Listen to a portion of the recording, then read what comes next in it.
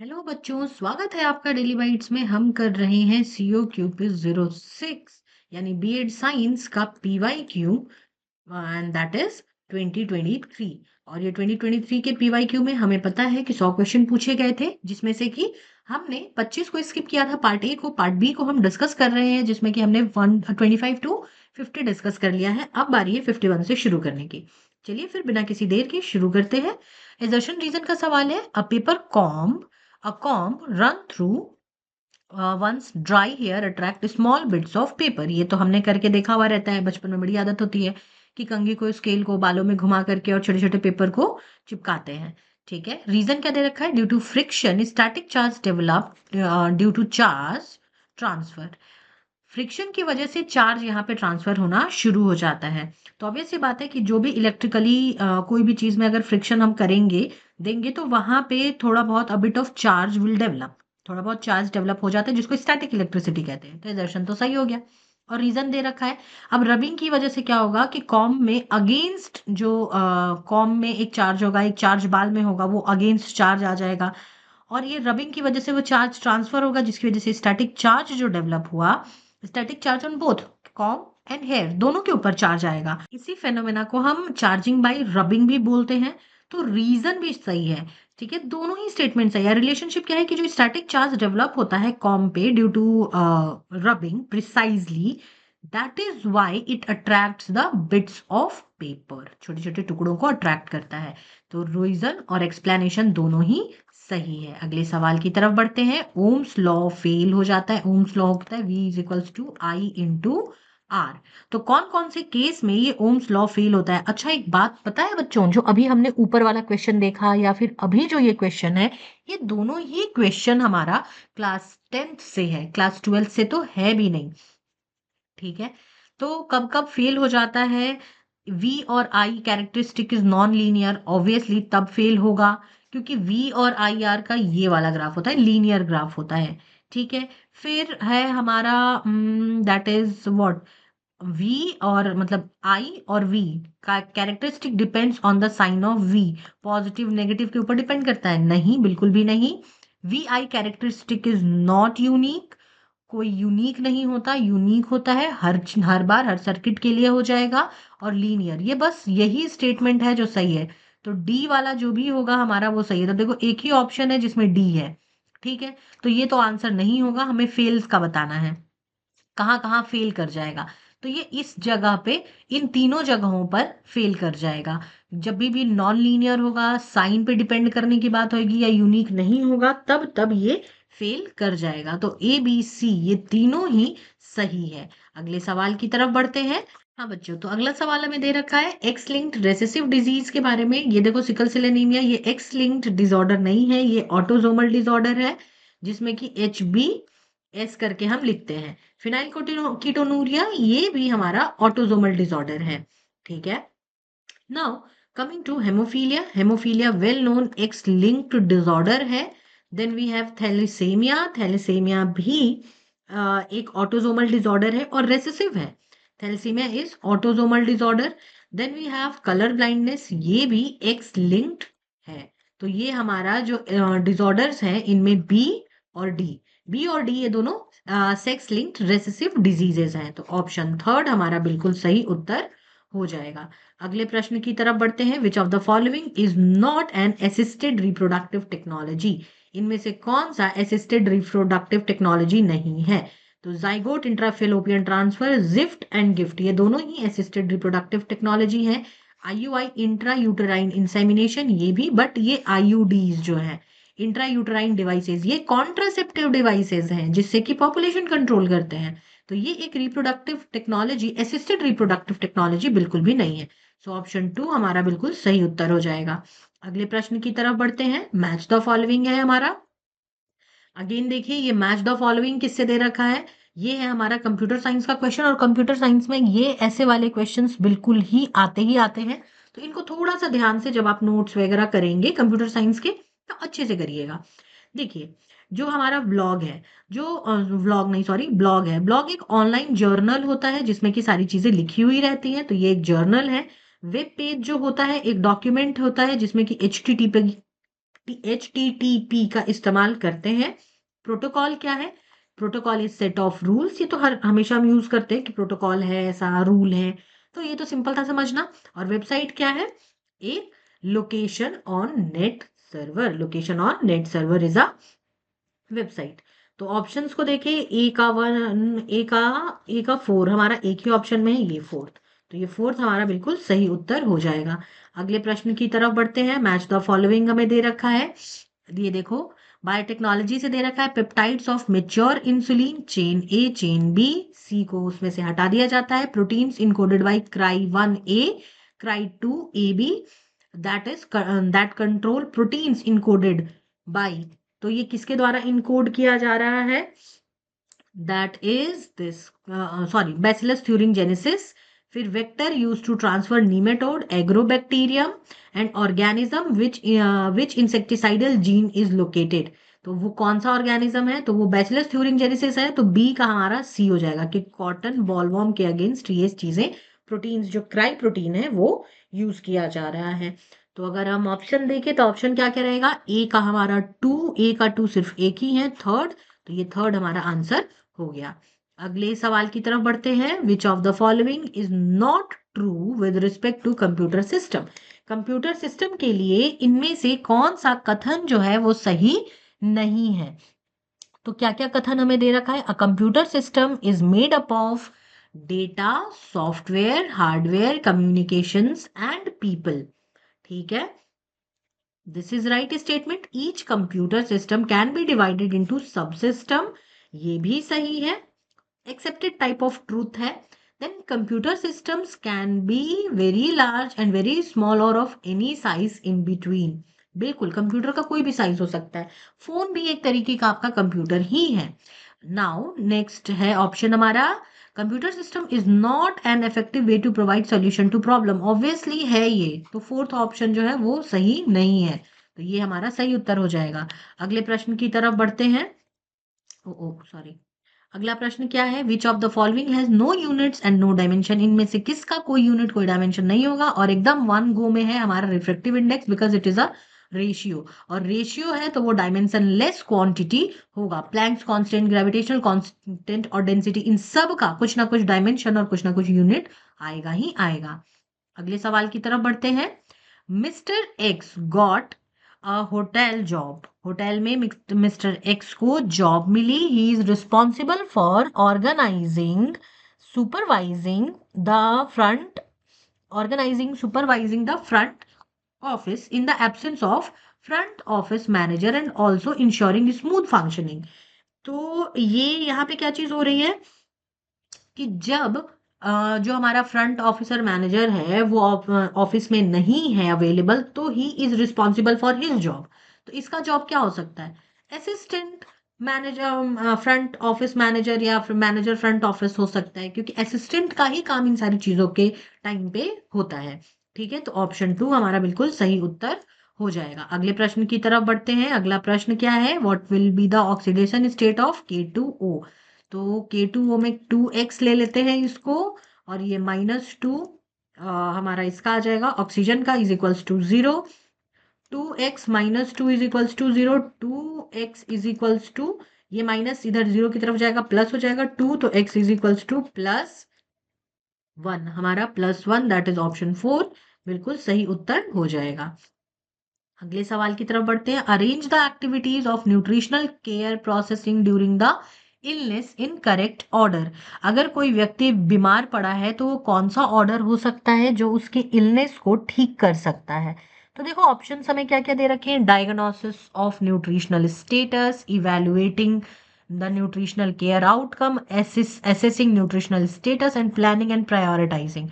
तो सबसे पहले हम क्या करेंगे? एसेस करेंगे, तो सी हम सबसे पहले करेंगे असेस न्यूट्रिशनल स्टेटस क्या है, फिर हम डायग्नोसिस करेंगे न्यूट्रिशनल स्टेटस का कि क्या क्या है, कितने लेवल पे है, फिर हम करेंगे प्लान। तो पहले सी करेंगे, फिर ए करेंगे, फिर करेंगे प्लानिंग, और बाद में इवेलुएट करेंगे कि जो स्टेप्स हमने लिए वो सही हुआ कि नहीं। तो CADB कहीं पे है ऑप्शन, CADB ऑप्शन 2 हमारा सही उत्तर है। अगले सवाल की तरफ बढ़ते हैं। Which of the following is not a fabric defect arising from weaving fault? बुनकरों की वजह से इनमें से कौन सा वीविंग फॉल्ट नहीं होगा? जब भी कपड़े बन रहे हैं तो बुनकर जो काम कर रहे हैं उसमें कौन सा वीविंग फॉल्ट नहीं होगा? That would be slub. Slub एक यार्न डिफेक्ट है। This is yarn defect. ठीक है, दिस इज यार्न डिफेक्ट जो कि वीविंग फॉल्ट नहीं है। एक्स्ट्रा पीस ऑफ यार्न या फिर मोटा सा थिक कहीं कहीं पे जो धागा रहता है वो रह जाता है, that is slab. Next question है, casparian strips are found in. Casparian strips के बारे में आपने पढ़ा होगा कि जब पानी मूव करता है किसी भी सेल में तो वहां पे कैस्पेरियन स्ट्रिप्स मौजूद होते हैं। तो ये casparian strips dicotyledonous root, dicotyledonous stem, monocotyledonous root या मोनोकोटिलेडोनस स्टेम, किसका ये एक कैरेक्टरिस्टिक फीचर हो सकता है? And that is dicotyledonous root. Casparian strips जो होते हैं एक बैंड है that is of waxy suberin. Suberin का बना हुआ ये एक स्ट्रिप जैसा स्ट्रक्चर होता है जो कि हमारे एपिडर्मिस और रूट वाले एरिया में देखने के लिए मिलता है। और इसका पहला प्राइमरी फंक्शन क्या है? फ्लो ऑफ वाटर और मिनरल्स को रेगुलेट करना। ठीक है, सो ऑप्शन 1 हमारा बिल्कुल सही उत्तर हो जाएगा। अगला प्रश्न है हमारा, the process of copying genetic information from one strand of DNA into RNA is termed as. अब डीएनए से आरएनए बनाया जा रहा है तो देखो सेंट्रल डॉगमा के बारे में हमने पढ़ा था कि सेंट्रल डॉगमा जैसी चीज होती है जिसमें डीएनए से डीएनए बनाते हैं जिसको रिप्लिकेशन कहते हैं, डीएनए से फिर आरएनए बनता है और आरएनए से प्रोटीन बन जाता है। ठीक है, तो अब ये डीएनए से डीएनए रिप्लिकेशन होता है, यहाँ पे आता है ट्रांसक्रिप्शन और इधर आता है ट्रांसलेशन। तो ये प्रोसेस क्या है हमारा? ट्रांसक्रिप्शन का। ऑप्शन 1 हमारा बिल्कुल सही उत्तर हो जाएगा। Now coming to next question, nichrome is an alloy of. अगेन देखिए ये सवाल आपसे पूछा हुआ है जो क्लास 10th लेवल का है कि नाइक्रोम एक एलॉय है। दिस इज फॉर फर्स्ट और फॉरमोस्ट इट इज क्लियर कि नाइक्रोम एक एलॉय है और ये एलॉय किस चीज से मिलके बना हुआ रहता है? तो नाइक्रोम वायर्स और ये सारी चीजें जो है वो मिलके बनी हुई होती हैं निकेल, आयरन और क्रोमियम। सो ऑप्शन 1 हमारा बिल्कुल सही उत्तर हो जाएगा। ठीक है, अगले सवाल की तरफ बढ़ते हैं। South Indian states rises 2-3 crops of rice on annual basis. Annual basis पे 2-3 क्रॉप्स साउथ इंडियन स्टेट्स उगाते हैं। Which of the following agro economic feature makes this possible. और इनमें से कौन सा एग्रो इकोनॉमिक फीचर हो सकता है जो इस पूरे प्रोसेस को, इस पूरे प्रक्रिया को फ्रूटफुल बनाता है? ठीक है, तो सबसे पहला ऑप्शन हमें दे रखा है बेटर इरिगेशन फैसिलिटीज, या फिर early yield of rice variety, shorter rice plant, या फिर disease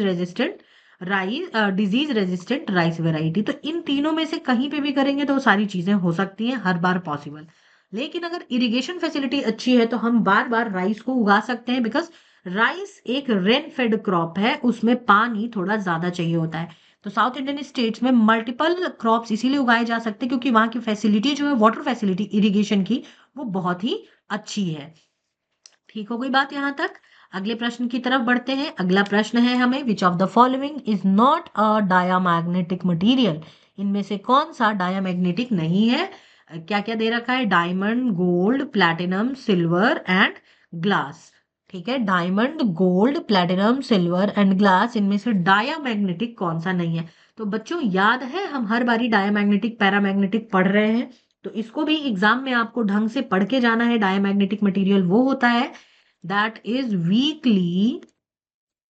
repelled by weakly repelled by magnetic magnetic field। ठीक है, इसको रिपेल किया जाता है, ये वो होते हैं। और पैरामैग्नेटिक थोड़े से अट्रैक्ट होते हैं, वीकली अट्रैक्ट किए जाते हैं। और फेरोमैग्नेटिक स्ट्रांगली अट्रैक्ट किए जाते हैं। जो ये डायमंड है ये एक डायमैग्नेटिक मटेरियल है, गोल्ड डायमैग्नेटिक है, प्लैटिनम हमारा जो है ये एक पैरामैग्नेटिक मटेरियल है। ठीक है, सिल्वर डायमैग्नेटिक है, ग्लास डायमैग्नेटिक है। तो कौन सा है जो कि डायमैग्नेटिक नहीं है? वो है platinum, that is mean C only. So option 2 हमारा सही उत्तर हो जाएगा। अगले प्रश्न की तरफ बढ़ते हैं। HTML stands for hypertext markup language. Hypertext markup language is HTML। Option 3 is the right answer. Next question क्या है? अगला सवाल हमें स्टेटमेंट से दे रखा है। स्टेटमेंट 1 है the process of problem solving with purpose of getting a zero defect. तो इसको हम क्या बोलते हैं? जीरो डिफेक्ट वाले को हम बोलते हैं क्वालिटी मैनेजमेंट। क्वालिटी कंट्रोल नहीं, क्वालिटी मैनेजमेंट बोलते हैं। तो ये स्टेटमेंट गलत हो गया।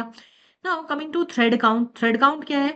कि स्पेसिफिक वुवन फैब्रिक कितना है, नंबर ऑफ जो इस तरीके से रैपिंग की रहती है, ये ऐसे, उसको थ्रेड काउंट कहते हैं। तो ये क्या है? तो ये वेट नहीं है। वेट को हम जीएसएम बोलते हैं, ग्राम पर स्क्वायर मीटर बोलते हैं। तो ये दो स्टेटमेंट को मिक्स कर दे तो ये भी स्टेटमेंट गलत है। तो इस both statement 1 and 2 are false. Statement जो ऑप्शन 2 है ये हमारा सही उत्तर हो जाएगा। अगले सवाल की तरफ बढ़ते हैं। ये देखो क्राफ्ट से दे रखा है हमें, टाइप ऑफ क्राफ्ट और नेम ऑफ स्टेट कहाँ से वो आता है। देखिए बच्चों, सबसे पहला है हमारा शोला क्राफ्ट, फिर है Channapatna dolls, then we have Warli painting, then we have bamboo craft. तो वर्ली पेंटिंग तो 5000 साल पुरानी पेंटिंग है भाई, महाराष्ट्र की, ये तो एकदम क्लैरिटी होनी चाहिए। और शोला क्राफ्ट जो है ये उड़ीसा का क्राफ्ट है। तो ए का थर्ड कहीं पे है, दो ऑप्शन में है। और सी का फोर्थ किस में है? दो ऑप्शन में है। ए का थर्ड, सी का फोर्थ। ए का थर्ड, सी का फोर्थ सिर्फ एक ही ऑप्शन है, इसी में है, दैट इज फोर्थ। और ये हमारा सही उत्तर हो जाएगा। डी का, D bamboo craft is from Assam. Assam में बहुत ज्यादा बैम्बू होता है तो बैम्बू क्राफ्ट वहीं से आता है। मतलब थोड़ा बहुत भी अगर आप इस तरीके से अगर लॉजिक लगा सकते हो तो ये बहुत ही क्लियरली आपको आंसर्स मिल जाएंगे। जो ऑप्शन 4 है ये हमारा बिल्कुल सही उत्तर है। अगले प्रश्न की तरफ बढ़ते हैं। अगला प्रश्न है हमारा, yes, this is about which of the following is not a correct match pair? Correct match pair नहीं है। structural protein lysosome, transport protein hemoglobin, sensory motor protein actin, serum protein albumin। lysosome is an enzyme। lysosome enzyme है, ठीक है, zyme enzyme है, ये structural protein नहीं है। So option A जो फर्स्ट है ये हमारा सही उत्तर हो जाएगा। ये एक करेक्टली मैच्ड पेयर नहीं है। नाउ नेक्स्ट क्वेश्चन की तरफ बढ़ते हैं। If the earth stops rotation, अगर अर्थ का रोटेशन स्टॉप हो जाए, the acceleration due to gravity would be. तब एक्सेलरेशन ड्यू टू ग्रेविटी क्या होगा? मैक्सिमम होगा पोल्स पे या फिर मिनिमम होगा पोल्स पे, मैक्सिमम इक्वेटर पे होगा या फिर हर तरफ बराबर हो जाएगा। अर्थ का रोटेशन एक जगह रुक गया है तो ऑब्वियस सी बात है कि चारों तरफ ग्रेविटी जो है वो बराबर हो जाएगी, कोई पोल और इक्वेटर वाला हिसाब किताब नहीं रहेगा। तो ऑप्शन 4 हमारा बिल्कुल सही उत्तर हो जाएगा। नेक्स्ट क्वेश्चन की तरफ बढ़ते हैं। Which symbol letter is use for identification of highly flammable danger. देखो ये सवाल बहुत ही सिंपल सा है बट बहुत ही ऑब्जर्वेशन वाला है कि जो भी हाईली फ्लेमेबल डेंजर होते हैं उनको सिंबलाइज किस चीज से किया जाता है। तो जो गैस होता है, जो घरों में चूल्हा आता है, उस पे भी ये चीज लिखा रहता है। टी का इस्तेमाल टॉक्सिक के लिए करते हैं, ये एकदम सिंपल रहना चाहिए। सी का कॉरोसिव के लिए करते हैं। ई का इस्तेमाल करते हैं एक्सप्लोसिव के लिए। तो एफ बच गया, F is for flammable. So option 1 हमारा बिल्कुल सही उत्तर है। ठीक है, अगले सवाल की तरफ बढ़ते हैं। अगला सवाल हमें क्या दे रखा है? Arrange the stages of guest cycle in appropriate sequence. कोई भी गेस्ट अगर आपके घर आ रहा है तो उसका क्या साइकिल हो सकता है? Pre arrival, arrival, departure, occupancy. तो सबसे पहले होगा प्री अराइवल, फिर अराइवल, फिर ऑक्यूपेंसी, देन लास्ट में डिपार्चर। तो ये देखो A B D C, third हमारा बिल्कुल सही उत्तर हो जाएगा। अगले प्रश्न की तरफ बढ़ते हैं। Which of the following is not an example of antivirus. इनमें से कौन सा एंटीवायरस नहीं है? मैकेफी, क्विक हील, ये दोनों तो आपको पता है एंटीवायरस है, लेकिन फायरफॉक्स क्या एंटीवायरस है? Mozilla Firefox is a type of browser. Alright, तो हमारा 1 सही आंसर हो जाएगा। ठीक है बच्चों, this was it for this lecture. मिलते हैं फिर अगली क्लास में, जहां पे कि अगले वीडियो में हम 76 से पूरे 100 तक बात करेंगे। नेक्स्ट हमारा 25 क्वेश्चन सेट को कंप्लीट करेंगे। उम्मीद है यहाँ तक चीजें समझ आई होंगी। कोई डाउट, कोई कंफ्यूजन, कोई क्वेरी हो तो आप मुझसे इंस्टाग्राम के थ्रू जुड़ सकते हैं। And the handle is just right in front of you. Go there, text me. I'll be very happy to help. Until then, stay tuned, stay connected to Daily Bites. God bless you all.